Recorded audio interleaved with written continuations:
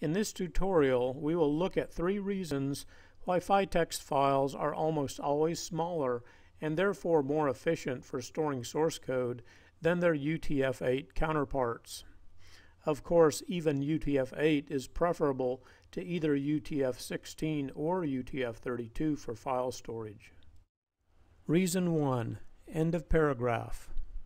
Any of you who are familiar with how ASCII files are stored will recall that every line of text is marked with a carriage return line feed combination. Here I have the Hello World program written in C stored in a UTF-8 encoded file. I'll pull it up in my file hex viewer so we can see all of the raw numbers that are in the file. Here are the 2 line terminators. They are hex 0D and hex 0A. 0D is the carriage return and 0A is the line feed. I have the same file stored in ΦText encoding. We'll also bring that up in my file hex viewer. Now we see that the carriage returns are missing. The reason is because in ΦText, every line feed implies that there is a preceding carriage return. The carriage return doesn't need to be explicitly stored. Also, while the value hex 0A or 10 in decimal in UTF-8 is called the line feed, in ΦText this value is called the end of paragraph left justified.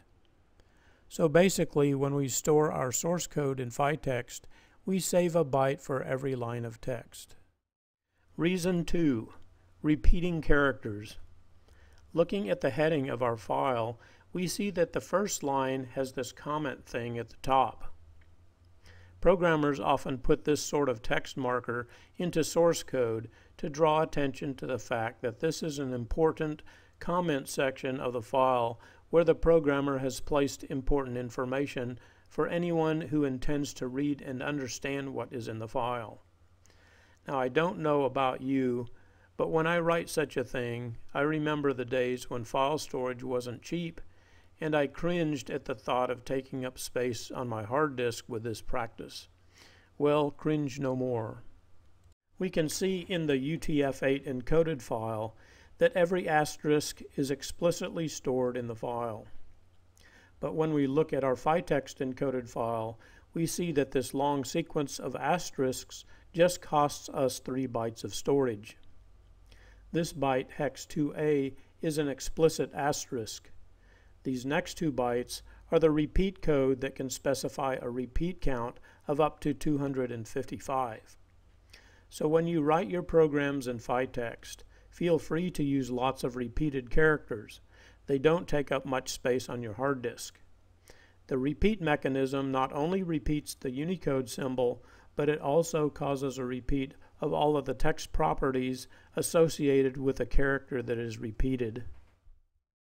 One really nice thing about the repeated character compression mechanism is that it is even more efficient for encoding indentations.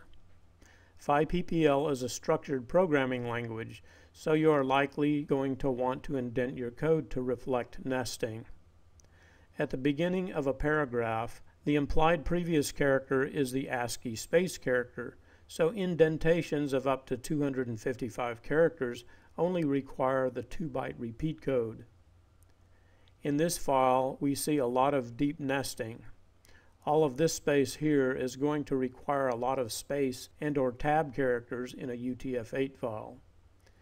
In a ΦText file, this indentation should never require more than a 2-byte repeat code per line. Reason 3. Secondary encoding. The PyPPL uses a number of special symbols in the Unicode private use area. UTF-8 requires a 3-byte sequence to code characters in this high end of the basic multilingual plane. ΦText stream encoding has 2 methods for encoding any Unicode symbol. The primary method encodes absolute values in a way similar to UTF-8 and has the same efficiency. A secondary method encodes values relative to a moving pointer that defaults to the private use area. Using this method, these special symbols usually require only 1 or 2 byte encodings for file storage. Secondary encoding can dramatically reduce file storage when lots of high-value symbols are encoded beyond the multilingual plane. So now when you write your programs and store them in ΦText, you can rest assured that they will be more compact than UTF-8 files. You will also benefit from all of the text properties, paragraph formatting, and extended control characters that are not supported in UTF-8.